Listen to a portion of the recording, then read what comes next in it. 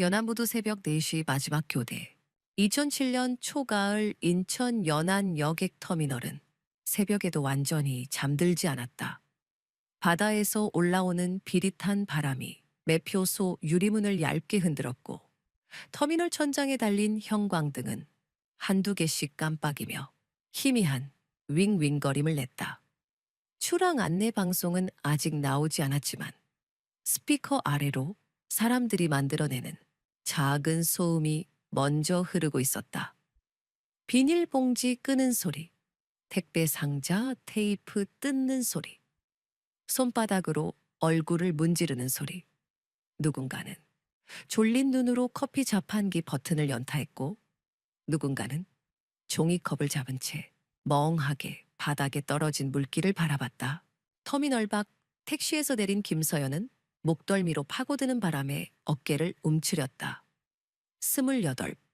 여객선 승무원. 유니폼 재킷 안에 얇은 니트가 한 겹 더 있었지만 새벽 공기는 늘 그 틈을 찾아 들어왔다. 그녀는 주머니에서 교통카드를 꺼내 손가락으로 문질렀다. 아직 손끝이 덜 풀린 느낌이었다. 택시기사는 창문을 조금 내리고 오늘도 새벽이네 라고 말했지만 서연은 고개만 끄덕이며 네, 감사합니다로 답을 끝냈다. 익숙한 인사였다. 매일 똑같은 시간, 똑같은 동선, 똑같은 바다. 출입문을 통과하자마자 안전요원이 수고하십니다 하고 인사했다.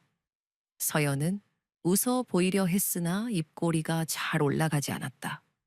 어젯밤부터 잠이 얕았다. 이유가 딱히 있는 건 아니었다. 그냥 가끔 그런 날이 있었다. 몸이 먼저 깨어 있고 마음은 아직 어둠 속에 남아있는 날. 승무원 대기실은 터미널 구석, 자동문 하나를 더 지나야 나왔다. 문을 열자 세탁 세제 냄새와 약한 담배 냄새가 겹쳐져 코끝을 찔렀다. 2007년의 새벽은 아직 그런 냄새에 관대했다. 낡은 소파에는 동료 둘이 기대어 있었고 한 명은 유니폼 셔츠 단추를 잠그며 하품을 했다. 서연아, 오늘도 첫 배야? 앙네오로? 나는 다음 교대. 잠깐만 서류 도와주고 갈게. 서연은 사물함을 열어 명찰을 확인했다. 플라스틱 케이스가 살짝 긁혀 있었고 안쪽 사진 속 자신의 얼굴은 늘보다 피곤해 보였다. 그녀는 숨을 한 번 길게 내쉰 뒤 명찰을 가슴에 꽂고 머리를 정리했다. 거울 속 자신에게 괜찮아 라고 말하듯 눈을 한 번 더 맞췄다.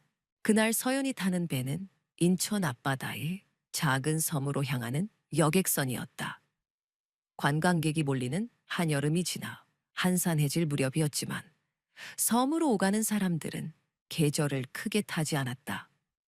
섬 주민들은 생필품을 싣고 들어갔고 공사 인부들은 주말에 도시로 나왔다 들어갔다.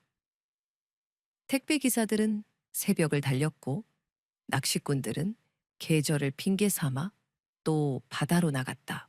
승무원들은 출항 전 늘 같은 일을 했다. 구명조끼 수량 확인, 비상구 잠금 상태 확인, 구급함 봉인 스티커 확인, 승객 명단 인쇄 본 대조, 방송 멘트 체크. 서연은 체크리스트를 손에 들고 선내로 올라갔다. 철제 계단을 밟을 때마다 텅텅 소리가 울렸다. 선실 안에는 이미 몇몇 승객이 자리 잡고 있었다. 담요를 뒤집어 쓴 노인이 창가에 앉아 있었고 젊은 부부는 아이를 무릎에 올려놓고 작은 목소리로 다투고 있었다. 낚싯대 케이스를 든 남자 둘은 의자를 차지하느라 옆 사람 어깨를 스치며 지나갔다. 서연은 안녕하세요, 표 확인 도와드릴게요 라고 말하며 한 사람 한 사람에게 시선을 옮겼다. 표를 내미는 손들, 주민등록증을 찾느라 가방을 뒤지는 손들, 동전으로 커피를 사려다 포기하는 손들. 그 손들 사이로 서연은 늘 이상한 생각을 했다. 바다는 모든 것을 크게 만들지만 실은 사람들의 하루는 아주 작고 촘촘하다고. 작은 걱정, 작은 다툼, 작은 부탁이 쌓여서 어느 날 누군가의 인생을 통째로 바꿔버리기도 한다고. 배가 출항하기 직전 서연의 휴대전화가 진동했다. 작은 폴더폰이었다. 화면에는 저장되지 않은 번호가 뜨고 있었다. 서연은 잠깐 망설이다가 선내복도 끝 사람들 시선이 덜 닿는 쪽으로 걸어갔다. 통화 버튼을 누르는 손이 순간적으로 굳었다. 여보세요?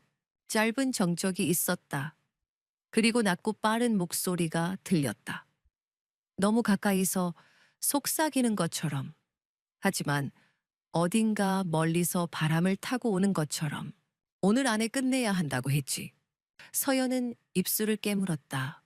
뒤편에서 누군가가 저기요, 화장실 어디예요? 하고 물었지만 다른 승무원이 안내해주는 소리가 멀게 들렸다.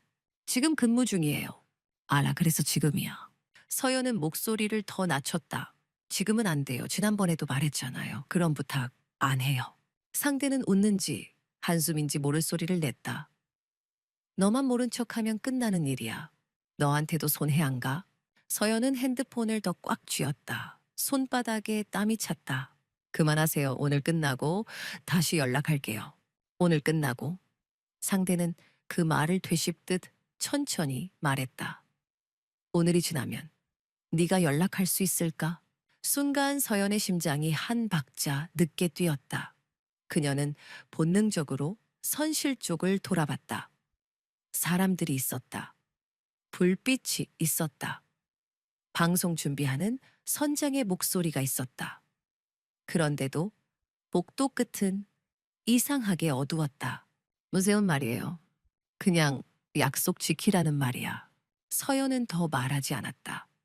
통화가 끊기자 화면은 곧바로 검게 식었다. 그녀는 폴더폰을 닫고 한동안 그대로 서 있었다. 바다 쪽 문틈으로 들어오는 바람이 귓가를 스쳤고 그 바람이 마치 누군가의 숨소리처럼 느껴졌다. 서연은 깊게 숨을 들이마셨다가 내쉬었다. 그리고 아무 일도 없었다는 듯 유니폼 소매를 정리하고 선실로 돌아갔다. 출항 방송이 시작되었다. 안전한 항해를 위해 안내 말씀 드리겠습니다. 익숙한 멘트가 선실을 채웠다. 서연은 앞쪽 통로에서 승객들을 바라보며 고개를 끄덕였다. 구명조끼 위치를 묻는 질문에 대답했고 유모차를 어디에 두면 좋은지 안내했다.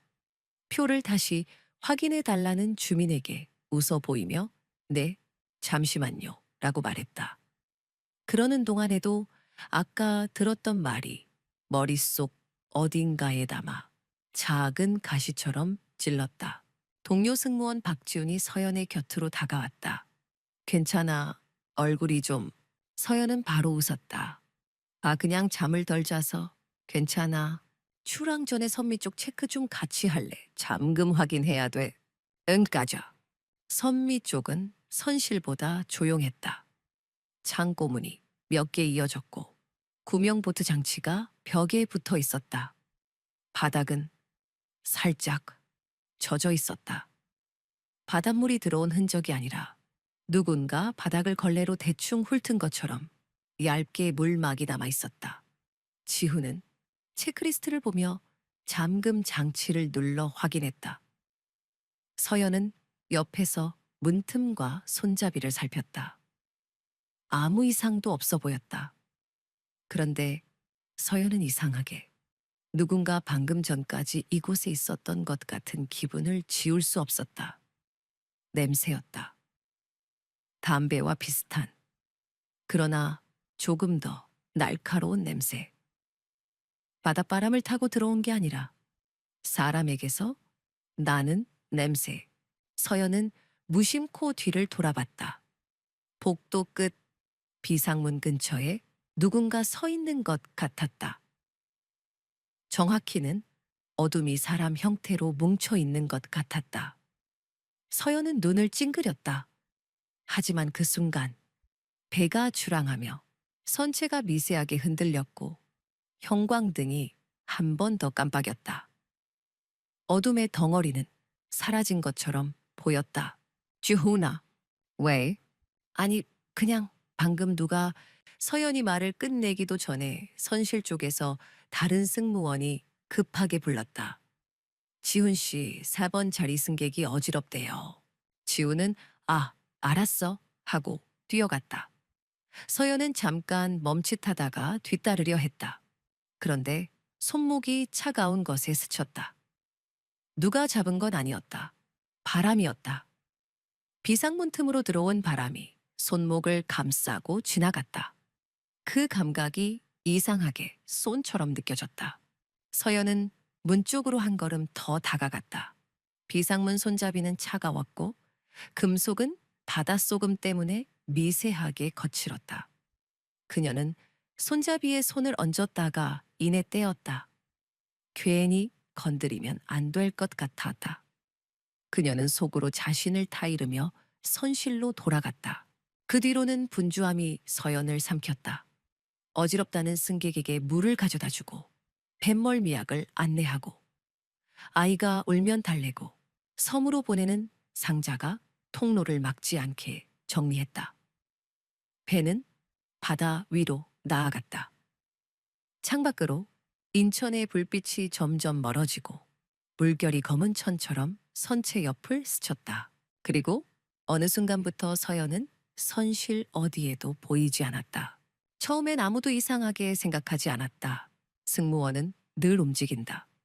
화장실을 점검하러 갔을 수도 있고 창고에서 생수 박스를 꺼내러 갔을 수도 있다. 지훈은 한 번, 두 번 서연의 이름을 불렀다. 서연아? 대답이 없었다. 그는 선미 쪽으로 걸어갔다. 비상문은 닫혀 있었다. 창고 문도 모두 잠겨 있었다. 하지만 어딘가 이상하게 조용했다. 사람들의 소리만 있고 서연의 발소리만 없었다. 선장은 출항 후 30분쯤 지나서야 승무원 한 명이 보이지 않는다는 보고를 받았다. 배는 이미 항로 한가운데 있었다. 뒤돌아갈 수도 멈출 수도 없었다. 선장의 얼굴이 굳었다. 무정이가 짧게 울렸다. 전 승무원 위치 확인, 선내수색. 서연의 사물함은 터미널에 있었다. 지갑도 작은 파우치도. 그런데 그날 서연이 들고 왔던 폴더폰은 선내 어디에서도 발견되지 않았다. 누군가는 바다에 떨어졌겠지 라고 말했다. 누군가는 몰래 나갔나? 라고 속삭였다. 그리고 그 속삭임은 바닷바람보다 빨리 퍼졌다. 며칠 뒤 연안 여객터미널의 CCTV를 다시 돌려보던 담당자는 한 장면에서 화면을 멈췄다. 출항 직전 사람들 사이로 스쳐 지나가는 손. 누군가의 손이 서연의 명찰을 잡고 있었고 그 플라스틱 케이스는 형광등 아래에서 잠깐 번뜩였다. 손가락 끝에 굳은 살이 두드러졌고 손등에는 아주 작은 흉터가 있었다. 그 손은 마치 오래전부터 서연의 이름을 기다려온 것처럼 자연스럽게 그녀의 신분을 가져가고 있었다. 사고인가 도망인가 서연이 사라진 뒤 배는 항로를 끝까지 갈 수밖에 없었다. 바다는 규칙대로 움직였고 규칙은 늘 사람보다 우선이었다. 선장은 무전을 붙들고 항만 경찰과 상황을 주고받았지만 이미 배는 인천의 불빛이 닿지 않는 곳으로 멀어져 있었다. 선내수색은 2번, 3번 반복되었다. 화장실, 창고, 기관실 출입구, 구명보트, 장치 뒤편, 승객석 아래의 좁은 공간까지. 누군가는 혹시 장난인 거 아니야? 라고 중얼거렸고 누군가는 그럴 애가 아니잖아 라고 바로 잘랐다. 문제는 그럴 애가 아니잖아 라는 말이 현실의 증거가 되지 못한다는 사실이었다. 배가 섬에 도착했을 때 부두는 평소와 다르지 않아 보였다. 새벽 바람이 조금 더 차가웠고 바닥의 물때가 조금 더 끈적했을 뿐이다. 섬 주민 몇몇은 무슨 일이래? 하며 서둘러 모여들었지만 대부분은 자기 짐을 챙겨 내려갔다. 현실은 늘 그렇게 무심했다. 누군가의 실종은 다른 누군가에게는 늦지 않게 집에 도착해야 하는 하루의 일정일 뿐이었다. 항망경찰이 승선했고 터미널 쪽에서는 경찰차가 도착했다. 지훈은 선착장 난간에 붙은 페인트 조각을 멍하니 바라보며 손을 떨었다. 손끝에 남아있는 건 죄책감이었다. 내가 좀 더 일찍, 좀 더 크게, 좀 더 제대로 같은 만약이 머릿속에서 계속 돌았다. 마지막으로 봤다는 게 언제죠? 형사는 차가운 목소리로 물었다. 지우는 목을 한번 삼키고 시간을 되짚었다. 출항방송 직전 선미 점검, 승객 어지러움 신고, 그리고 그 다음은 흐릿했다. 출항하고 한참은 아니었어요. 한 20분, 30분쯤. 그때까지 서연 씨가 선실에 있었습니까? 지우는 고개를 저었다. 아니요. 그 이후로는 안 보였어요. 형사는 메모지에 무언가를 적었다. 그의 손놀림은 빠르고 습관적이었다. 마치 이미 수십 번 같은 이야기를 들었다는 듯. 그 태도가 지훈을 더 불안하게 했다. 이 사람은 벌써 결론을 정해둔 건 아닐까? 실종 사건에서 가장 무서운 건 시간보다도 방향이었다. 처음부터 수사가 잘못된 방향으로 흐르면 그 다음은 끝까지 오해 위에서 달리게 된다. 서연의 가족은 아침이 되어서야 연락을 받았다. 전화기 너머로 들려온 어머니의 목소리는 처음엔 믿지 못하겠다는 웃음으로 시작했다가 곧바로 비명처럼 무너졌다. 어디로 갔다는 거예요? 바다요. 바다에... 형사는 단어를 조심스럽게 고르며 아직 확인된 건 없습니다. 라고 말했다. 하지만 그 말은 위로가 아니었다. 확인된 건 없다는 말은 아무것도 모른다는 말과 같았다. 터미널로 돌아왔을 때 서연의 사물함은 그대로였다. 지갑, 작은 파우치, 여분의 스타킹, 립밤. 누군가의 하루를 이루는 아주 사소한 것들이 정확히 제자리에 있었다. 하지만 가장 중요한 것 하나, 휴대전화는 없었다. 폴더폰을 늘 가방에 넣고 다니던 서연이었다. 가방도 터미널에 없었다. 그렇다면 전화는 어디로 갔을까? 배 안에서 잃어버렸다면 수색에서 나와야 했다. 바다로 떨어졌다면 그게 곧바로 사고의 증거가 될까? 누군가 가져갔다면 그게 곧바로 범죄거의 증거가 될까? 형사는 바닥에 쪼그려 앉아 사물함 아래를 살폈다. 먼지와 머리카락이 엉겨 있었다. 그는 손전등으로 한 번 비추고는 일어섰다. 현장 정리하지 말고 그대로 두세요. 그러고는 터미널 CCTV 확보를 지시했다. 출항 전후 터미널 출입구, 매표소, 승무원 출입로. 다 그날부터 말이 앞서기 시작했다. 피지 썼대. 남자 문제라던데. 도망간 거 아니야. 요즘 젊은 애들 배에서 떨어졌으면 시체라도 떠올라야 하는 거 아냐? 터미널 매점에서, 근처 식당에서, 택시기사들 사이에서, 심지어 서연이 살던 동네 슈퍼 앞에서도 이런 말들이 떠돌았다. 사람들은 사건을 이해하기 위해서가 아니라 정리하기 위해서 소문을 만든다. 이해할 수 없는 일은 불편하고, 불편함은 누군가의 잘못으로 바꾸면 조금 편해진다. 그래서 실종 사건의 가족들은 늘 두 번 잃는다. 사람을 잃고 그 사람의 이름을 잃는다. 형사는 가족에게 물었다. 최근에 돈 문제 있었습니까? 급하게 돈을 구한다거나. 아버지는 얼굴을 굳혔다. 없었습니다. 그 애는 그런 애가 아닙니다. 연애 상대나 연락 자주 하던 사람이요. 어머니는 손을 떨며 말했다. 그 애는 일만 했어요. 일 끝나면 집에서 다시 출근. 그게 전부였어요. 하지만 형사의 노트에는 가능성이라는 제목 아래 많은 줄이 생겼다. 사고, 자의적 가출, 제3자 개입. 실종은 늘 여러 갈래의 문으로 시작한다. 그리고 그 문들 중 어떤 문을 먼저 열었는지가 사건의 미래를 결정한다. 며칠 뒤 형사는 서연의 동료들을 하나씩 불러 다시 물었다. 그중 가장 오래 함께 일한 선배 승무원은 머뭇거리다가 말했다. 서연 씨가 요즘 좀 예민했어요. 근데 그게 그냥 피곤해서 그런 줄 알았죠. 구체적으로 전화가 오면 자리 피해서 받더라고요. 얼굴이 딱딱해지고 형사의 눈이 가늘게 좁아졌다. 전화, 저장된 번호였습니까? 아니요, 제가 본 건 한 번인데 화면에 이름이 안 뜨던데요. 그날 통신사로부터 통화 내역이 넘어왔다. 사건 발생일 전후로 서연의 번호는 평소와 크게 다르지 않았다. 가족과의 짧은 통화, 동료와의 메시지, 택시 호출 기록. 그런데 딱 하나, 출항 직전에 발신 통화가 있었다. 수신 번호는 저장되지 않은 번호.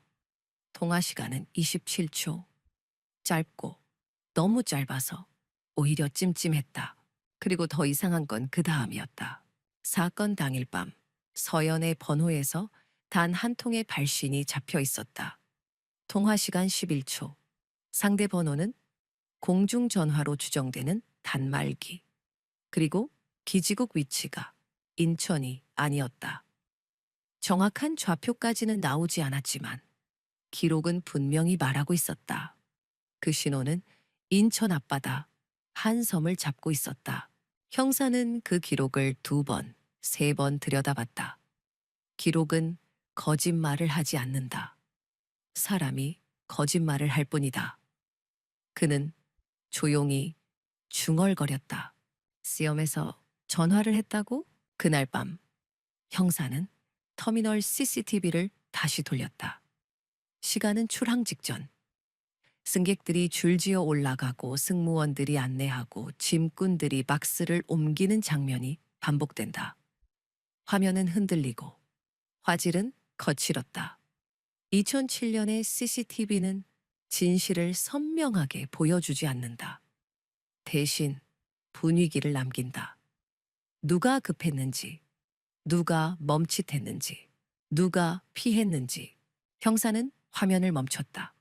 한 프레임에서 사람들 사이로 손이 스쳐 지나갔다. 손은 무엇인가를 쥐고 있었다.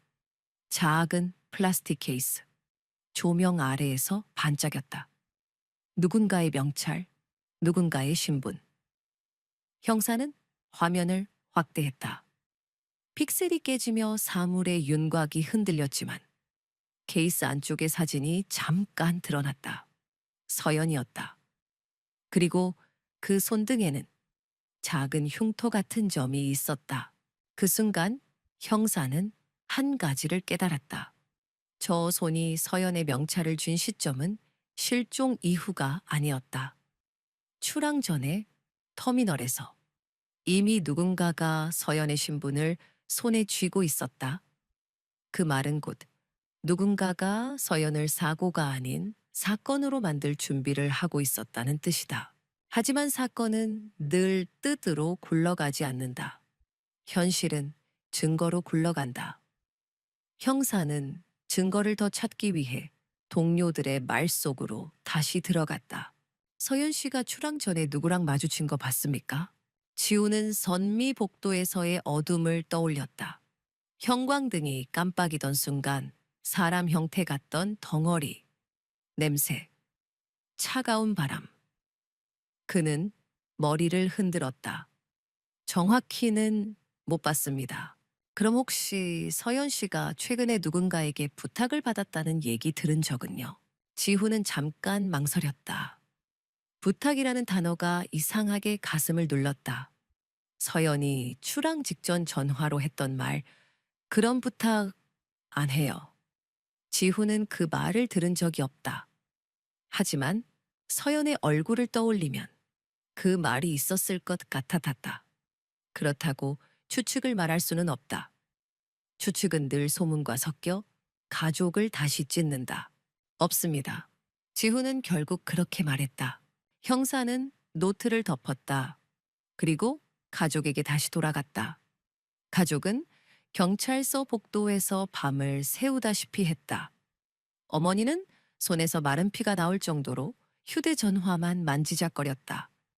혹시라도 전화가 올까봐, 혹시라도 딸이 엄마라고 부를까봐. 하지만 전화는 오지 않았다. 그날 밤 형사는 가족에게 한 가지를 물었다. 아주 조심스럽게. 그러나 피할 수 없는 질문이었다. 서연 씨가 섬과 관련된 지인이 있습니까? 섬으로 자주 갔다거나 누군가를 알고 있다거나. 아버지는 고개를 저었다. 그 애는 일로만 갔습니다. 섬에 친구가 있을 리가? 그때 어머니가 갑자기 고개를 들었다. 눈빛이 흔들렸다. 아, 그러고 보니 얼마 전에 서연이가 집에 와서 작은 봉투를 숨기듯 넣더니 엄마 이건 아무한테도 말하지 마라고 했어요. 그냥 영수증인 줄 알았는데. 어떤 봉투였습니까? 흰색이요, 얇은, 그리고 안에 종이 하나, 글씨가 주소 같았어요. 형사는 의자를 앞으로 당겼다. 주소요, 어디? 어머니는 입술을 떨며 말했다. 정확히는 기억이 안 나요. 근데 리였어요. 섬마을 같은. 형사의 머릿속에서 통화 기록의 기지국 위치와 어머니의 기억이 겹쳤다. 섬, 리, 봉투. 명찰을 쥔 손, 짧은 27초. 그 모든 게 하나의 줄로 이어지려고 했다. 그날 새벽, 형사는 혼자 터미널로 나갔다. 바다는 검고, 터미널 유리문에는 형광등이 반사되어 자신의 얼굴이 겹쳐 보였다. 그는 출항장 쪽을 천천히 걸었다. 사람들이 빠져나간 자리에는 작은 종이 쪼가리와 담배꽁초가 남아 있었다. 누군가 버리고 간 흔적들.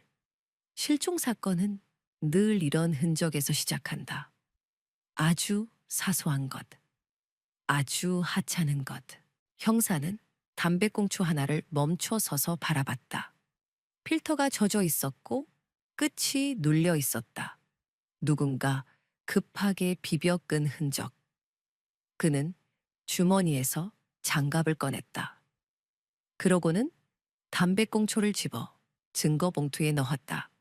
무슨 의미가 있을지 확신할 수 없었다. 하지만 그날의 공기가 말하고 있었다. 이 사건은 바다에서 끝나지 않을 거라고. 바다를 핑계로 누군가가 너무 편하게 사라지게 만들지 않을 거라고. 돌아오는 길 형사의 휴대전화가 울렸다. 새벽 2시가 넘어가는 시간. 발신번호 표시 제한이었다. 여보세요. 잠깐의 정적. 그리고 낮은 목소리. 그 섬으로 오지 마. 형사는 숨을 멈췄다. 누구십니까? 오면 더 늦어요. 다들 다 알아요. 서연 씨가 거기 있습니까? 상대는 대답 대신 아주 짧게 말했다. 망파죄 이름표. 득. 전화가 끊겼다. 형사는 그 자리에서 한동안 움직이지 못했다. 방파제. 이름표. 섬. 머릿속에서 단어들이 서로를 밀치며 자리를 잡았다. 그리고 그는 깨달았다. 지금 이 순간에도 누군가는 사건을 끝내려 하고 있고 누군가는 사건을 열려 하고 있다. 형사는 주머니에서 통화 기록을 다시 확인했다. 사건 당일 밤 11초 발신. 기지국 위치, 섬. 그는 천천히 고개를 들었다. 터미널 바깥으로 바다가 보였다. 어둠 속에서 물결이 반짝이는 것 같았고 그 반짝임이 마치 누군가의 눈동자처럼 느껴졌다. 그리고 그 순간 형사의 머릿속에 하나의 장면이 또렷하게 떠올랐다. 출항 직전 군중 속을 스쳐 지나가던 손, 서연의 명찰을 쥔 손, 그 손등의 작은 흉터. 형사는 그 흉터를 알아볼 수 있을 것 같아. 왜냐하면 그 흉터는 터미널에서 매일 박스를 옮기던 한 하역 작업자의 손등에도 똑같이 있었기 때문이다. 바다 위의 규칙, 섬의 침묵, 인천 연안 부두의 아침은 늘 두 겹이었다. 겉으로는 평범한 출근길처럼 보이지만 안쪽으로 들어가면 전혀 다른 도시가 열린다. 매표소 유리창에 붙은 섬 이름들, 낡은 출항 시간표, 비닐로 감싼 택배 상자들이 쌓인 통로, 그리고 여기 놓으시면 안 됩니다. 라는 안내 문구가 무색할 정도로 복잡하게 얽힌 사람들의 동선. 바다로 나가는 길은 늘 좁았고, 좁은 길에는 반드시 룰이 생긴다. 실종 사건이 생기고 나서도 터미널은 멈추지 않았다. 여객선은 다음 날도 출항했고, 하역 작업자들은 여전히 박스를 옮겼다. 사건은 사람들에게 충격이었지만 생계는 더 직접적이었다. 다만 공기 속에 작은 변화가 있었다. 서로를 부르는 목소리가 조금 낮아졌고 담배를 피우는 손이 조금 더 바빴다. 누군가의 이름을 입에 올리는 방식이 조심스러워졌다. 서연 씨라는 두 글자는 어느 순간부터 그 승무원이 되었고 그 다음에는 그 일이 되었다. 담당 형사 박경감은 출항장 바닥을 한참 바라보다가 고개를 들었다. CCTV에 남은 손등의 작은 흉터. 그 흉터는 단서였다. 단서라는 건 늘 불완전하고 그래서 더 집요하게 사람을 끌어당긴다. 박경감은 하루 동안 터미널을 돌며 하역 작업자들의 손을 눈으로 훑었다. 손은 직업을 숨기지 못한다.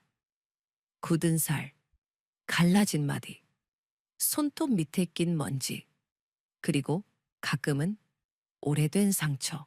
저쪽, 그가 눈으로 가리킨 사람은 새벽에도 반팔 작업복을 입고 있었다. 상자 테이프를 뜯을 때 손목이 빠르게 돌아갔고 손등에 희미한 흉터가 번개처럼 스쳐 지나갔다. 박경감이 다가가자 남자는 반사적으로 시선을 피했다. 그 순간이 더 중요했다. 죄책감인지, 습관인지, 아니면 단순히 경찰을 싫어하는 성격인지. 박경감은 목소리를 낮게 깔았다. 잠깐 이야기 좀 할까요? 남자는 제가 뭘 이라고 말끝을 흐렸다. 이름은 최태수. 하역팀에서 잔뼈가 굵은 사람이라고 했다. 터미널 사람들은 그를 태수형이라 불렀고 태수는 그 호칭이 자랑인 듯 어깨를 펴곤 했다. 그런데 그날은 어깨가 내려가 있었다. 박경감은 그의 손등을 다시 봤다. 흉터는 분명했다. 그날 새벽 어디 계셨습니까? 출항 직전. 태수는 잠시 머뭇거리다가 여기 있었죠. 박스 옮기고 서류 받고 맨날 똑같아요. 라고 말했다. 대답은 너무 매끈했다. 맨날 똑같다는 말은 사건 앞에서 오히려 위험하다. 박경감은 사진 한 장을 꺼내 테이블 위에 놓았다. CCTV를 확대해 인쇄한 것. 픽셀이 깨지고 윤곽이 흐릿한데도 손에 쥔 명찰 케이스의 반짝임은 살아있었다. 태수의 눈동자가 잠깐 떨렸다. 아주 짧은 흔들림. 그는 바로 이게 뭡니까? 라고 되물었지만 질문이 아니라 방어였다. 이순 머린선 아닙니까? 아니라니까요. 태수는 목소리를 높였다가 스스로 놀란 듯 다시 낮췄다. 그날 사람 많았잖아요. 누가 누군지 박경감은 태수를 밀어붙이지 않았다. 밀어붙이면 거짓말의 문장만 더 늘어난다. 대신 그는 터미널의 규칙을 이야기했다. 누가 어디로 들어가고 어디로 나오는지, 승무원 출입로는 누가 아는지, 출항 직전 10분은 왜 가장 혼잡한지, 짐이 몰리는 그 순간에 누군가가 명찰 하나를 스치듯 가져가도 아무도 모를 수 있다는 사실. 그 모든 이야기는 결국 하나의 질문으로 수렴했다. 왜 하필 서연 씨 명찰이었을까요? 태수는 입술을 깨물었다. 그의 손이 종이컵을 만지작거렸다. 컵은 몇 번이나 찌그러졌다, 펴졌다. 박경감은 방향을 바꿨다. 사람을 정면으로 압박하기보다 사건을 둘러싼 구조를 먼저 드러내는 방식이었다. 그날 서연이 받았다는 부탁. 터미널에서 오가는 부탁은 사실 흔했다. 이 박스 섬에 있는 사촌에게 좀. 이 봉투 주인한테 좀. 표 좀 바꿔주면 안 되나? 작은 부탁들이 하루를 굴린다. 문제는 작은 부탁이 작지 않은 것으로 변할 때다. 박경감은 동료 승무원들을 다시 불렀고 익숙한 질문을 조금 다르게 던졌다. 서연 씨가 최근에 거절한 일 기억나는 거 있습니까? 선물이라든지 짐이라든지. 한 동료는 망설이다가 말했다. 맞아요. 서연 씨가 어떤 아저씨가 계속 뭐 좀 부탁하니까 싫다고 했던 것 같아요. 규정상 안 된다고. 여든 아저씨, 흰 모자 쓰고 늘 박스 들고 다니는 썸으로 자주 가는 사람이요. 주민 같기도 하고. 박경감은 그 말을 듣는 순간 머릿속에 또 하나의 규칙이 떠올랐다. 섬으로 자주 가는 사람들. 그들은 얼굴이 익다. 승무원들은 단골 승객의 습관을 기억한다. 어디에 앉는지, 어떤 말을 하는지, 어떤 짐을 들고 오는지. 익숙함은 때로 안전처럼 느껴지지만 익숙함은 또한 숨기기에 좋은 천이다. 그는 승객 명단을 다시 펼쳤다. 사건 발생일 그날의 탑승자 목록. 이름들 사이에서 몇몇이 눈에 들어왔다. 같은 성씨, 같은 주소지, 그리고 반복되는 탑승 기록. 박경감은 주소지를 지도에 찍었다. 점들이 바다 위로 줄지어 이어졌다. 인천, 중간 기착지, 그리고 한섬. 점들은 마치 항로처럼 보였고 항로는 곧 사람의 길이었다. 쓰용. 그는 통화 기록의 기지국 범위를 다시 확인했다. 정확한 위치는 나오지 않지만 섬 권역이라는 표기가 분명했다. 그리고 어머니가 말했던 봉투 속 르리라는 단어. 섬마을 주소에 흔히 붙는 그 끝자리. 박경감은 종이에 적었다. 리. 다시 한번. 리. 섬으로 가는 길은 단순했다.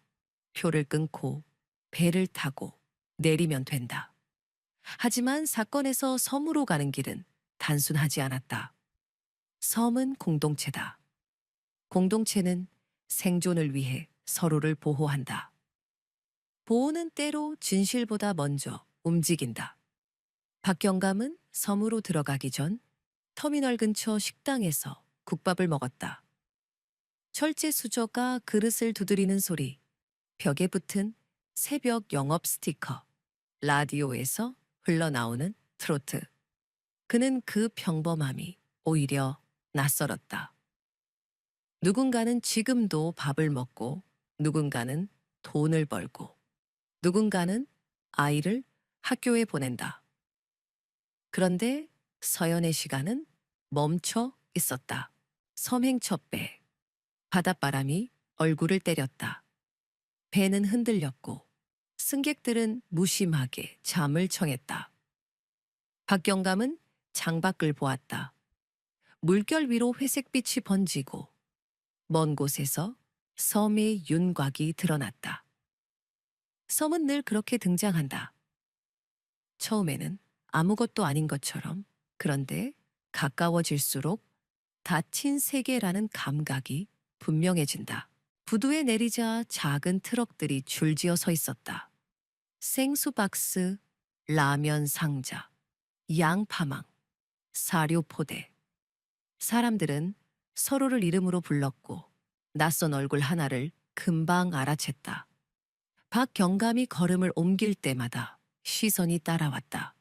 그는 그 시선이 적대감인지 경계인지 혹은 단순한 호기심인지 구분하려 했다. 하지만 섬에서는 그런 구분이 어렵다. 섬의 친절은 늘 얇은 벽을 한 겹 더 갖고 있다. 파클소가 어디죠? 그가 묻자 한 남자가 손가락으로 골목 끝을 가리켰다. 저기 슈퍼 옆. 남자는 웃었지만 눈은 웃지 않았다. 박영감은 그 웃음 뒤에 있는 무언가를 느꼈다. 여기서 무슨 일 하러 왔는지 우리는 이미 알고 있다는 듯한 기운. 파출소는 작았다. 벽에는 낚시 금지 구역 안내문과 분실물 공고가 붙어 있었고 책상 위에는 연분에 바랜 지도책이 펼쳐져 있었다. 섬의 경찰은 도시의 경찰과 다르게 움직인다. 사건보다 관계가 먼저인 곳. 박경감은 정중하게 신분을 밝히고 실종 사건과 관련해 몇 가지 확인이 필요하다고 말했다. 섬 경찰은 고개를 끄덕였지만 그 끄덕임은 협조의 의미라기보다 알겠다는 형식에 가까웠다. 여기서 그런 일은 없었습니다. 첫 대답이 그랬다. 박경감은 질문을 바꿨다. 2007년 가을 즈음 외지 사람이 장기간 머문 적 있습니까? 민박이나 숙박. 섬 경찰은 민박집 몇 군데 있긴 한데 기록은 하며 말을 흐렸다. 박경감은 직접 민박집을 돌았다. 좁은 골목, 낮은 담장, 빨래가 바람에 흔들리고 창문 너머로 텔레비전 소리가 새어나왔다. 민박집 주인들은 처음엔 모른다라고 했고 그 다음엔 기억이 안 난다라고 했고 그 다음엔 그런 질문 하지 말라로 바뀌었다. 대답의 변화는 정보의 부재가 아니라 정보의 존재를 의미할 때가 많다. 마지막으로 들른 곳은 방파제 근처의 작은 여관이었다. 현관에는 오래된 슬리퍼가 가지런히 놓여 있었고 카운터 뒤에는 손때 묻은 장부가 두툼하게 쌓여 있었다. 주인은 나이가 지긋한 여성이었는데 박경감이 신분을 밝히자 한숨을 길게 내쉬었다. 그 일 아직도 끝난 게 아니었구먼. 그 말은 아무것도 모른다가 아니었다. 박경감은 천천히 장부를 가리켰다. 2007년 가을 즈음 기록을 좀 볼 수 있을까요? 주인은 잠시 망설이다가 장부를 꺼냈다. 손이 떨리는 게 아니라 마음이 떨리는 듯 했다. 장부에는 평범한 이름들이 적혀 있었다. 인천, 부천, 김포, 그리고 섬 주소. 그런데 몇 장을 넘기던 박경감의 손이 멈췄다. 날짜 옆에 적힌 한 줄이 유독 이상했다. 이름이 뚜렷하지 않았고 글씨가 급하게 눌러쓴 듯 했다. 그리고 그 옆에 작게 리라는 표기가 있었다. 어머니가 말했던 그 끝자리. 박경감은 숨을 들이켰다. 주인은 시선을 피했다. 이 사람 누굽니까? 주인은 대답하지 않았다. 대신 카운터 아래로 손을 뻗어 무언가를 꺼냈다. 낡은 종이 조각, 주소처럼 보이는 글씨가 적혀 있었다. 그녀는 마치 뜨거운 것을 만지는 사람처럼 종이를 내밀었다. 이거 당신 내가 찾는 그 사람 거였을 거야. 누가 두고 갔어. 내가 갖고 있었지. 박영감은 종이를 받아들었다. 바닷바람에 눌린 듯한 종이. 잉크가 약간 번진 글씨. 그는 종이 끝을 뒤집어 보았다. 그 순간 손끝에 차갑고 딱딱한 감촉이 닿았다. 종이에 함께 접혀 있던 작은 플라스틱 조각이었다. 빛에 비추자 반짝였다. 아주 작은, 그러나 분명한 물건. 그 조각에는 희미하게 두 글자가 남아 있었다. 승무. 박경감은 그 자리에서 고개를 들었다. 여관 주인은 이미 문 쪽을 바라보고 있었다. 문 밖 골목 끝에 누군가 서 있었다. 사람인지 그림자인지 모를 형체가 잠깐 움직였다가 사라졌다. 박경감은 종이와 플라스틱 조각을 주머니에 넣고 천천히 밖으로 나갔다. 방파제 쪽에서 파도가 부딪히는 소리가 들렸다. 섬은 여전히 평온했다. 너무 평온해서 오히려 끔찍했다. 이 평온함이 5년 동안 누군가를 숨겼을 수도 있다는 생각이 들었기 때문이다. 그는 방파제 끝으로 걸어가 바다를 내려다봤다. 바다 위로 물사의 한 마리가 낮게 날았다. 그리고 그때 뒤에서 낮은 목소리가 들렸다. 거기서 더 파면 당신도 못 나가. 5년 후 증거가 떠오르다. 2012년 여름은 유난히 습했다. 바닷바람이 시원하다는 말은 그 해만큼은 거짓처럼 들렸다. 습기가 피부에 붙어 떨어지지 않았고 섬의 골목길은 낮에도 축축했다. 방파제에는 낚싯줄이 얽혀 있었고 바닷물에 젖은 로프는 오래된 비린내를 토해냈다. 사람들은 그 냄새에 익숙했지만 낯선 것 하나가 섞이면 금방 알아챈다. 익숙한 냄새 속에 낯선 냄새. 익숙한 평온 속에 낯선 흔들림. 그날도 평소처럼 어민들이 새벽부터 그물을 손질하고 있었다. 방파제 끝, 물살이 센 구간에 던져둔 그물을 끌어올리던 한 남자가 갑자기 손을 멈췄다. 그물 속에 걸려 올라온 건 물고기가 아니었다. 조개 껍데기도 폐그물 조각도 아니었다. 작은 플라스틱 케이스 하나가 끈적하게 매달려 있었다. 바닷물에 오래 불어 하얗게 바랜 물건. 그래도 모서리는 아직 단단했고 표면에는 긁힌 자국이 거미줄처럼 남아 있었다. 남자는 케이스를 집어들고 얼굴을 찌푸렸다. 이게 뭐야? 옆에서 담배를 물던 사람이 다가와 봤다. 둘은 눈을 마주쳤다가 동시에 시선을 피했다. 그 짧은 순간이 이상했다. 섬에서는 쓸데없는 것을 주어도 대개는 그냥 웃고 넘긴다. 그런데 그날은 달랐다. 마치 케이스가 쓸데없는 것이 아니라 열면 안 되는 것이라는 듯했다. 케이스 안쪽에는 종이 조각이 끼어 있었다. 젖은 종이는 다 풀어지지 않고 한쪽이 눌려 있었다. 남자는 손톱으로 조심히 떼어냈다. 글자가 희미하게 떠올랐다. 승. 그리고 그 아래 사람의 이름처럼 보이는 두 글자. 완전히 읽히지 않았지만 형태가 남아 있었다. 어민의 손이 떨렸다. 그는 케이스를 다시 그물 속에 넣어버릴까? 잠깐 고민하는 표정을 지었다. 그러나 옆 사람이 낮게 말했다. 그거 괜히 버리지 마. 나중에 더 골치 아파져. 그들은 결국 파출소에 가져갔다.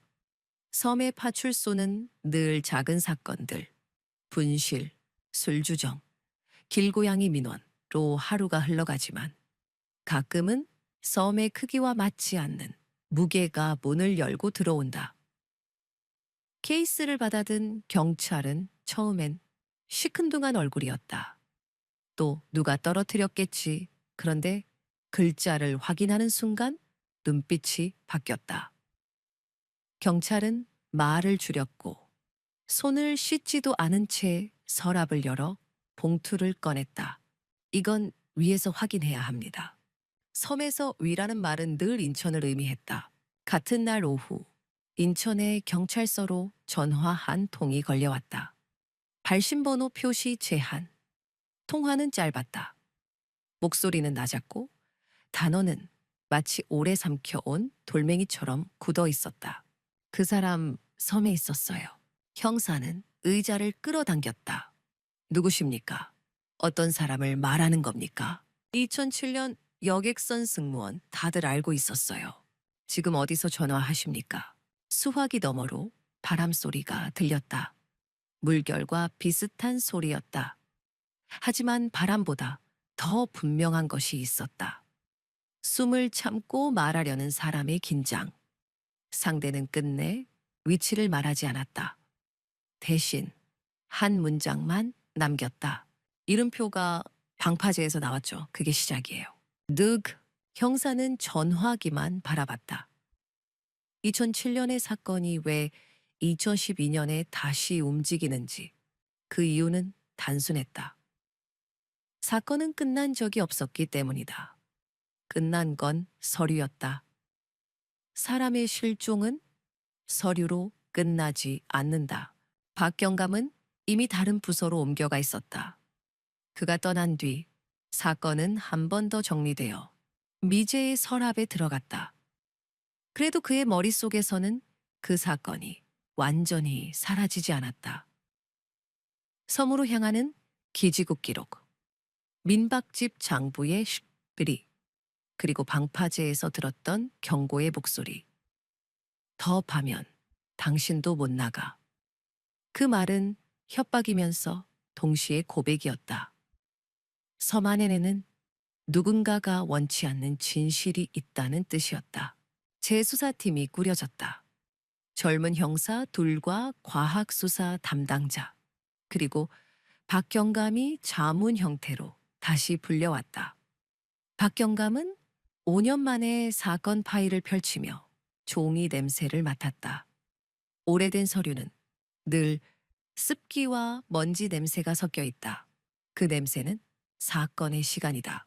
2012년 방파제에서 발견된 물건, 확실히 피해자 것일 가능성이 큽니다. 과학수사 담당자가 말했다. 재질과 형태가 당시 회사에서 지급하던 명찰 케이스와 일치합니다. 내부 종이도 잉크가 상당히 바랬지만 일부 글자 패턴이 확인됩니다. 젊은 형사가 물었다. 그러면 바다에서 떠내려온 겁니까? 박경감은 대답 대신 고개를 저었다. 그렇게 단순하지 않아. 바다가 5년 동안 명찰 하나만 품었다가 딱 그날 그 방파제에 내려놓는 건 너무 이야기거리 같지. 그 말은 확정이 아니라 직감이었다. 하지만 직감은 방향을 바꿀 수 있다. 재수사팀은 2007년 당시의 자료를 다시 훑었다. CCTV 탑승자 명단, 휴대전화 기지국 기록, 동료 진술, 5년 사이 바뀐 것들이 있었다. CCTV 확대 기술은 조금 나아졌고 통신 기록 분석은 더 정교해졌다. 그때는 섬 권역 정도로만 뭉뚱그려졌던 신호 범위가 이제는 더 촘촘히 그려졌다. 완전한 좌표는 아니어도 어느 선착장 쪽인지 정도는 짐작할 수 있었다. 그리고 그 범위는 2007년 민박집 장부에 적힌 리와 겹쳤다. 같은 지역입니다. 젊은 형사가 말했다. 기지국 범위랑 주소 기록이 겹쳐요. 박경감은 조용히 손가락으로 지도 위를 훑었다. 바다 위의 점이 하나로 수렴했다. 그 점을 중심으로 섬은 공동체가 아니라 벽처럼 보였다. 며칠 뒤 재수사팀은 섬으로 들어갔다. 이번에는 조용히 들어가지 않았다. 공식 협조 요청 공문, 파출소와의 동행, 그리고 섬 주민 면담 일정까지 잡았다. 섬은 그 소식을 이미 알고 있었다. 작은 섬에서 소문은 배보다 빨리 도착한다. 부두에 내리자마자 느껴졌다. 사람들이 일부러 더 친절해진 듯 했다. 멀리서 오셨네요. 커피라도 한 잔. 하지만 눈은 여전히 잠겨 있었다. 친절은 문고리처럼 달려 있었고 문은 열리지 않았다. 민박집 주인들은 장부를 보여주길 꺼려두고 어민들은 그때 기억 안 난다고 말하며 바다 쪽으로 시선을 돌렸다. 어느 집에서는 누군가 면담 중에 핸드폰으로 누군가에게 메시지를 보내는 손이 보였다. 마치 경찰이 왔다는 보고처럼. 재수사팀은 그 손의 움직임이 익숙했다. 사건이 있는 곳에는 늘 소통망이 있다. 공범이 아니라도 서로의 안전을 지키기 위한 소통망. 박경감은 방파제 끝으로 갔다. 5년 전 자신이 서 있던 자리와 비슷한 곳. 물결은 여전히 같은 방향으로 밀려왔고 바위는 여전히 젖어 있었다. 그는 케이스가 걸렸다는 지점을 확인했다. 케이스가 우연히 걸렸다면 그물에 먼저 걸려야 한다. 그런데 기록에 따르면 케이스는 그물 가장자리 묶음끈에 걸려 있었다. 마치 누군가가 걸리게 해놓은 것처럼. 그날 밤 재수사팀은 섬의 작은 파출소에서 사건 회의를 했다. 젊은 형사는 흥분을 감추지 못했다. 명찰이 나왔고 제보 전화도 있고 이제 뭔가 터질 겁니다. 박경감은 종이에 펜을 굴리며 말했다. 터지는 건 조심해야 해. 섬은 한 번 터지면 다시는 말을 안 한다. 회의가 끝난 뒤 박경감은 혼자 밖으로 나왔다. 파출소 앞 골목은 어둡고 조용했다. 멀리서 파도 소리가 들리고 누군가 집에서 텔레비전을 켜놓은 소리가 희미하게 새어나왔다. 그는 담배를 피우지 않았지만 그 순간에는 담배가 필요한 기분이었다. 입안이 말랐다. 5년 전과 똑같이 섬의 밤은 사람을 조용히 압박했다. 그때 그의 휴대전화가 진동했다. 모르는 번호였다. 박경감은 잠깐 망설이다가 받았다. 박경감님, 맞죠? 목소리는 젊었다. 그런데 떨렸다. 상대는 숨을 크게 들이마시고 말했다. 저 그때 봤어요. 근데 지금 말하면 우리 집이 끝나요. 박경감은 곧바로 어디냐고 묻지 않았다. 대신 낮게 말했다. 당신이 안전한 곳에서 말할 방법을 찾자. 지금은 위치 말하지 마. 안전한 곳이 없어요. 섬에는 없어요. 상대는 울먹이는 듯 했다. 그날 밤 부두 옆 창고에 불이 꺼져 있었는데 문틈으로 빛이 새어 나왔어요. 그리고 누가 여기서 나가면 안 돼라고 그 말이 끝나기도 전에 통화가 끊겼다. 박경감은 화면을 바라봤다. 신호가 끊긴 게 아니라 누군가가 전원을 꺼버린 것처럼 뚝 끊겼다. 그는 천천히 고개를 들었다. 파출소 맞은편 슈퍼 간판 아래에 누군가 서 있었다. 사람인지 그림자인지 확실하지 않았다.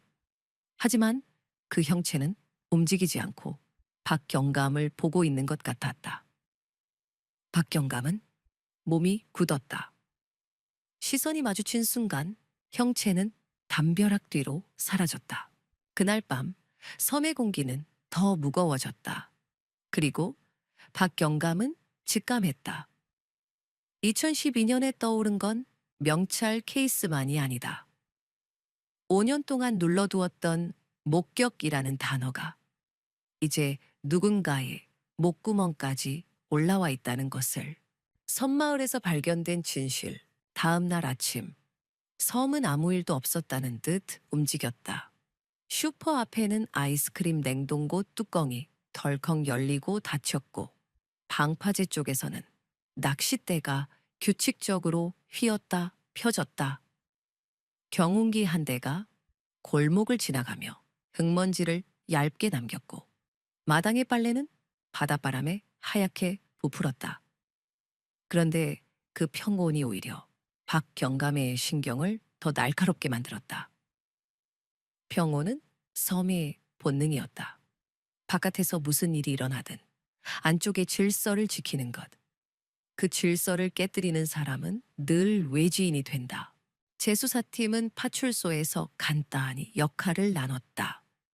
젊은 형사 둘은 주민 면담을 계속하고 과학수사 담당은 방파제에서 나온 명찰 케이스의 부착물과 침전물 분석을 위해 주변 채취를 진행하기로 했다.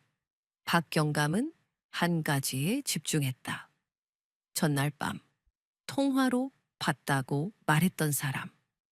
그 사람을 만나지 못하면 이 섬은 다시 입을 닫아버릴 수 있었다. 다들 말이 똑같아요. 젊은 형사가 낫게 바랬다. 2007년. 기억 안 난다. 외지인. 본 적 없다. 민박장부. 없어진 적 있다. 썸은 원래 그래. 박경감이 종이컵을 만지작거리며 답했다. 대답이 없는 게 아니라 대답이 규칙인 거지. 면담은 계속되었다.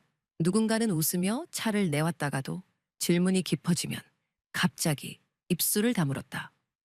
누군가는 우리도 바빠요. 라며 손을 털고 나갔다.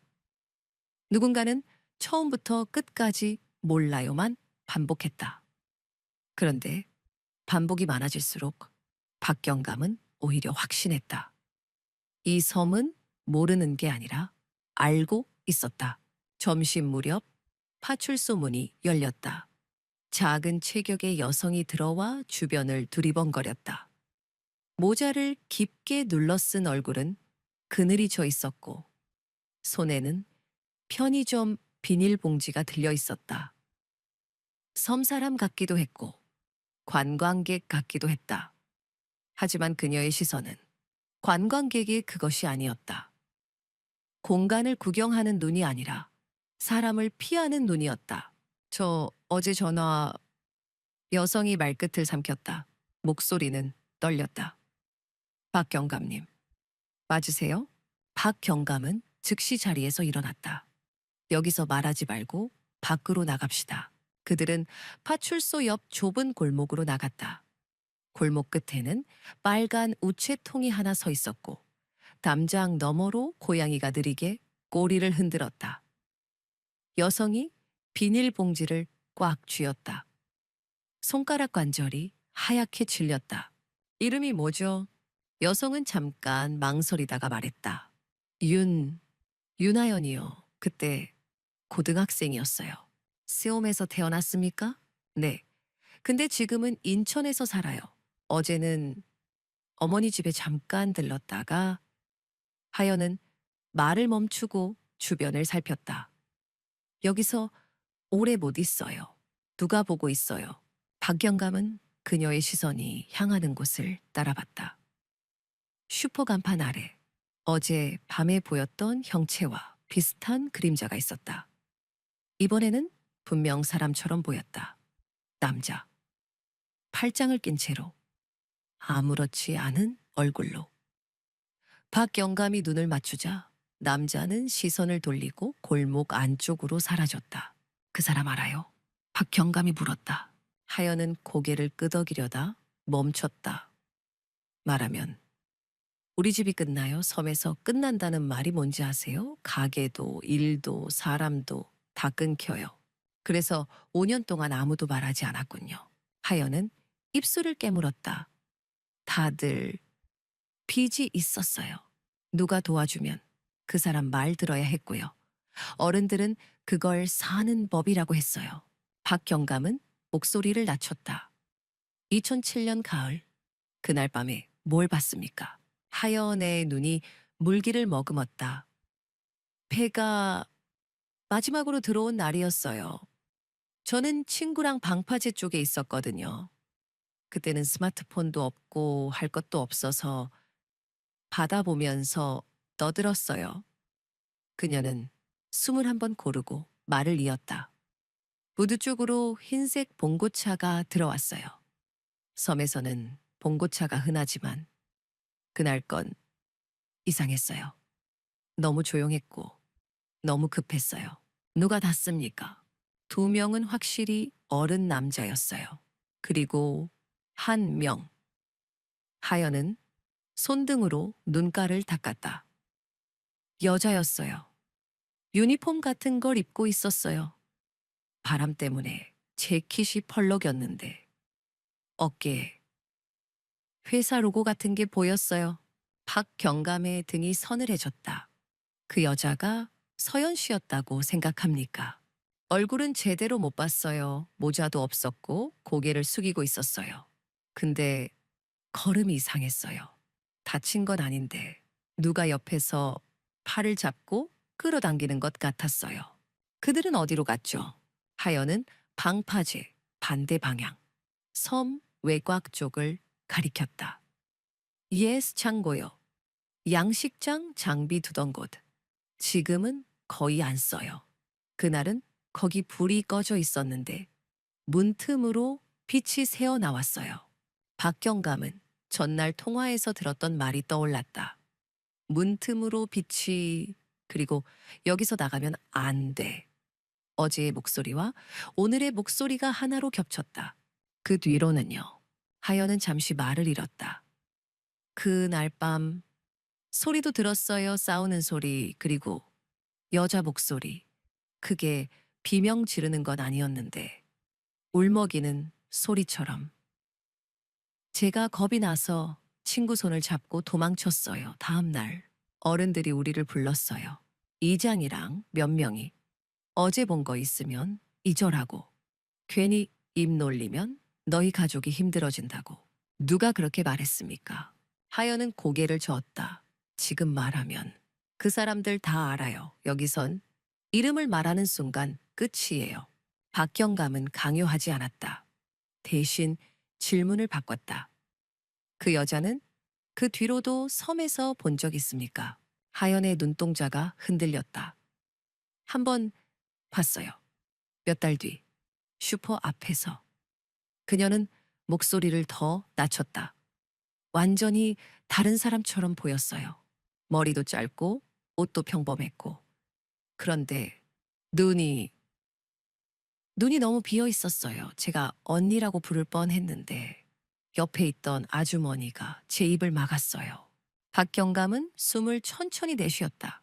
그 아주머니가 누구였죠? 하연은 떨리는 손으로 비닐봉지를 뒤적였다. 그리고 종이 봉투 하나를 꺼냈다.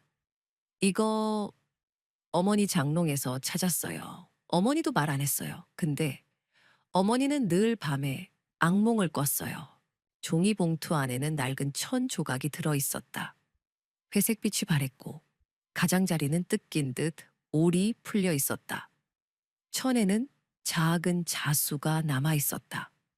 회사 로고의 일부, 그리고 무엇보다 유니폼에 붙는 이름표 자리가 뜯겨 나간 흔적. 박경감은 장갑을 끼고 천 조각을 조심히 펼쳤다. 소금기와 먼지 냄새가 섞여 있었다. 바닷바람이 만든 시간의 냄새. 이걸 어디서 박경감이 묻자 하연이 말했다. 어머니가 그날 밤 창고 근처에 있었다고 했어요. 누가 버린 걸 주워서 숨겨뒀대요. 언젠가 경찰이 올 때까지라고? 그 말은 그 자체로 섬의 죄책감이었다.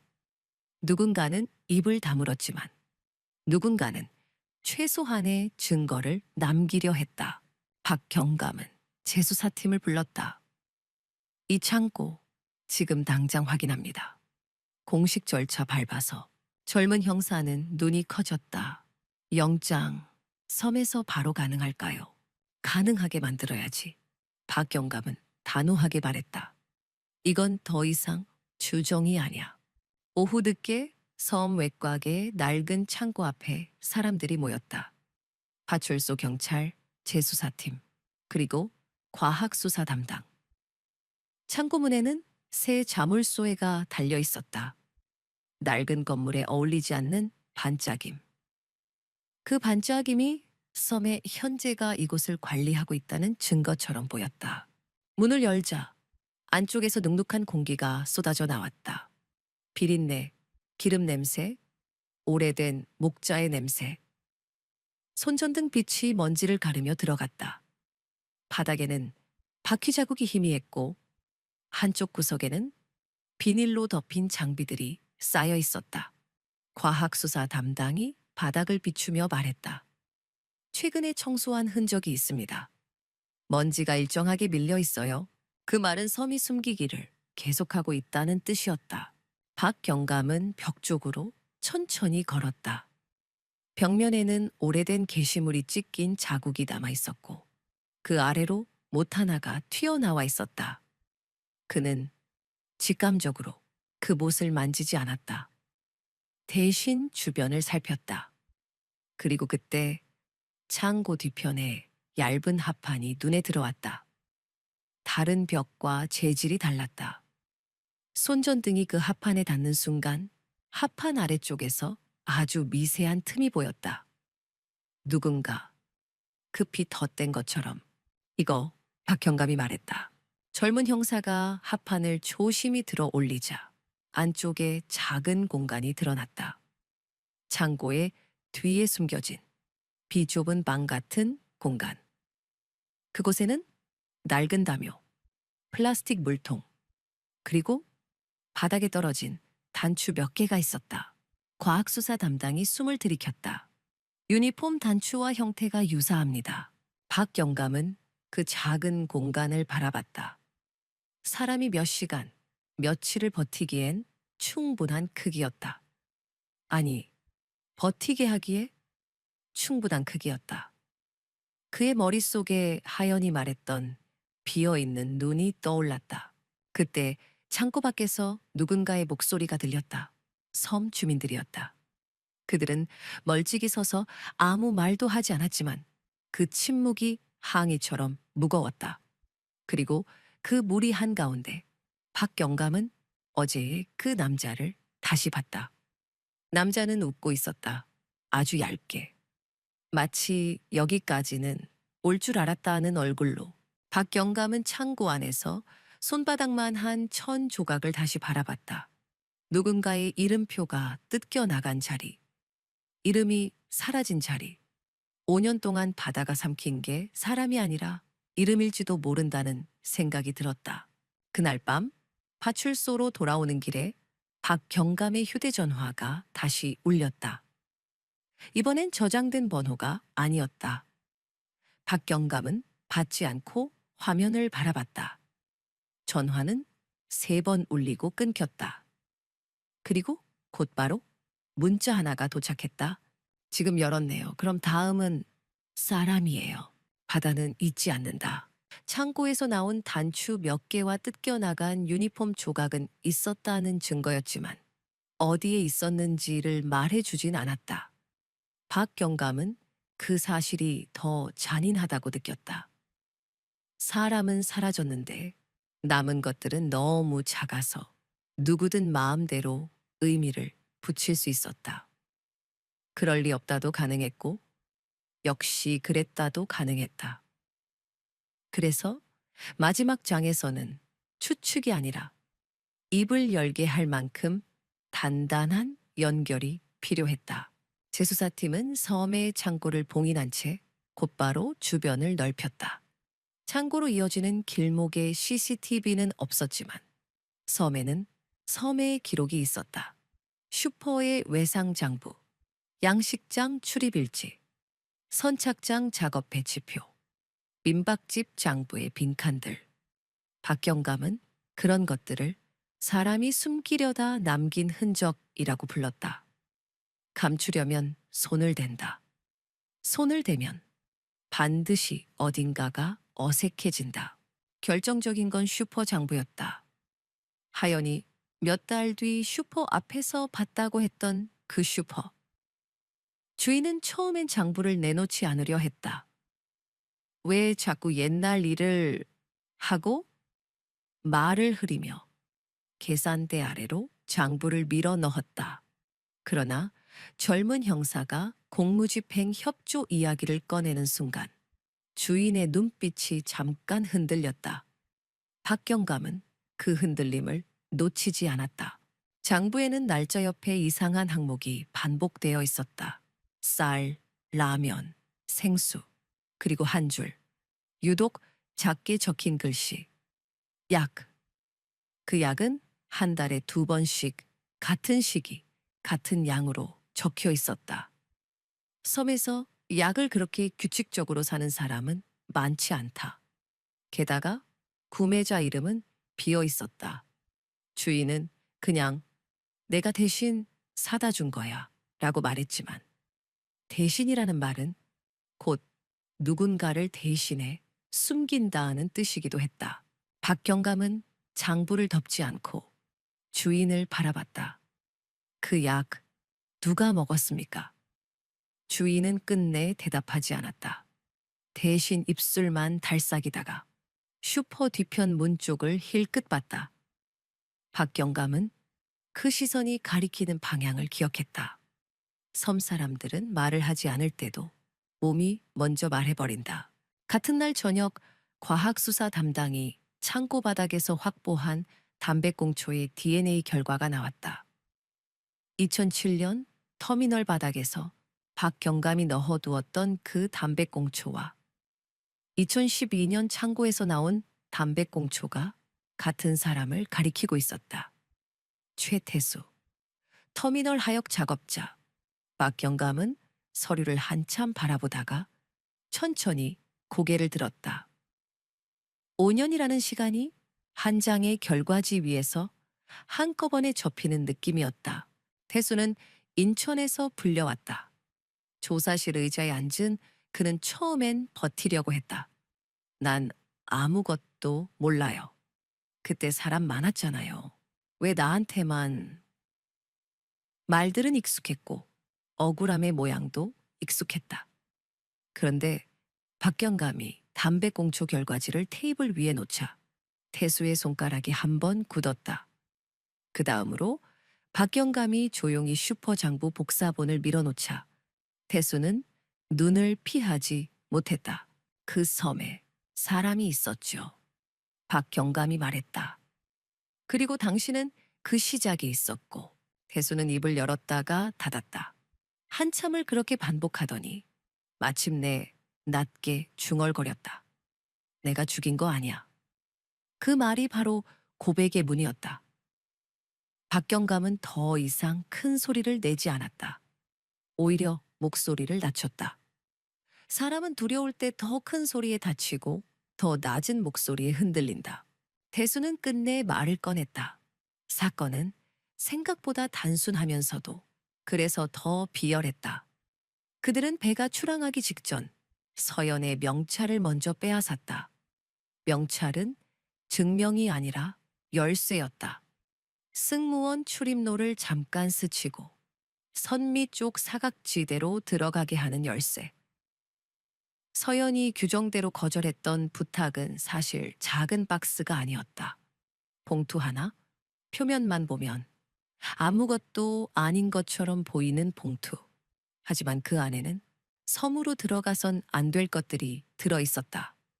태수는 한 번만이라며 서연을 설득했지만 서연은 계속 거절했다. 그래서 그들은 다른 방식을 택했다. 출항하고 얼마 안 돼서요. 태수는 손을 떨며 말했다. 선미 쪽으로 부르라고 했어요. 체크할 게 있다고. 그쪽은 바람도 세고 사람들이 잘 안 와요. 그 시점에 바다는 어둡고 배는 흔들리고 선내는 분주하다. 누군가가 잠깐 사라져도 근무 중이겠지로 넘어간다. 그리고 그들이 준비해둔 작은 어선이 항로 밖으로 조금 비켜선 지점에서 기다리고 있었다. 서연은 그곳에서 배의 규칙이 아니라 사람의 규칙에 걸려 넘어졌다. 박경감은 태수의 말을 듣는 동안 한 가지를 반복해서 확인했다. 살아 있었습니까? 태수는 고개를 끄덕였다. 처음엔 살았어요. 창고에 며칠. 그는 그 이상은 말하지 못했다. 박경감도 더 밀어붙이지 않았다. 서연이 겪었을 공포를 굳이 문장으로 꺼내어 다시 폭력처럼 만들고 싶지 않았다. 중요한 건 사건의 뼈대였다. 바다에서 사라진 것이 아니라 바다를 핑계로 사람이 숨겨졌다는 것.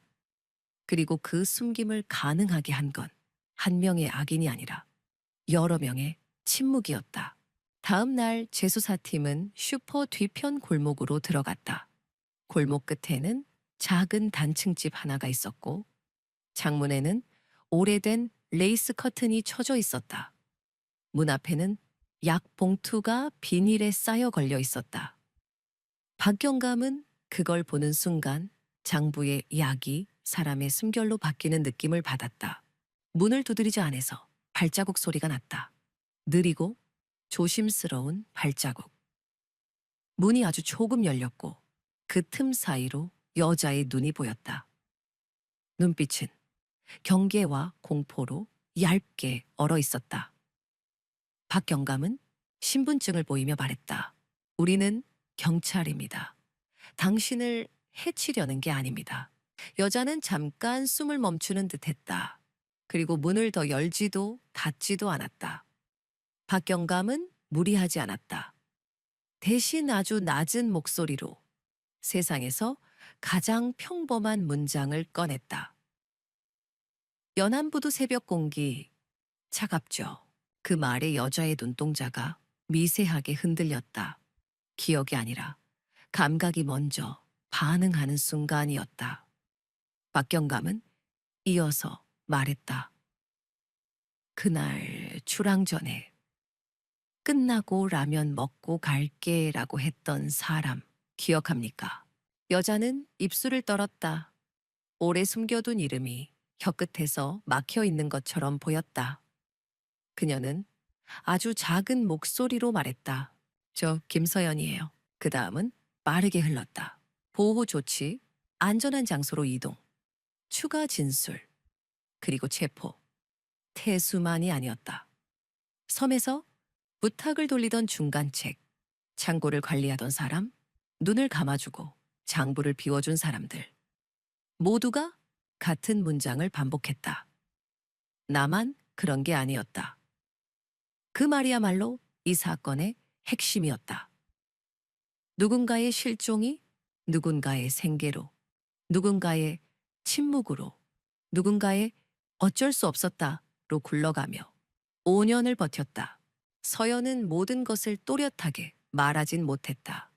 어떤 밤은 눈을 뜨자마자 숨이 가빠졌고 어떤 질문 앞에서는 목소리가 끊겼다.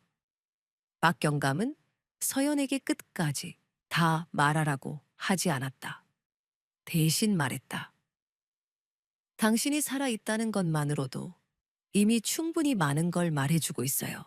사건이 정리되어 가는 동안 박경감은 연안부두로 다시 나갔다.